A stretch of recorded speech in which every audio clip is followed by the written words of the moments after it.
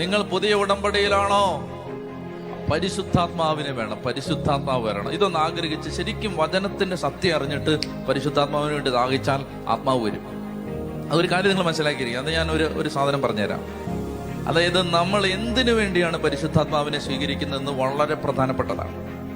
ഇപ്പൊ പരിശുദ്ധാത്മാവ് വന്നിട്ട് ഇനിയിപ്പോ നിങ്ങളുടെ എല്ലാം മനസ്സിരിക്കുന്ന എനിക്ക് കാണാൻ പറ്റും, എന്നിട്ട് വേണം നിങ്ങളെയൊക്കെ ഒന്ന് വരട്ടെ, നിങ്ങളെ ഒന്ന് ശരിയാക്കാൻ. ഇതിനാണ് ഞാൻ പരിശുദ്ധാത്മാവിന് വേണ്ടി ആഗ്രഹിച്ചുകൊണ്ടിരിക്കുന്നത്.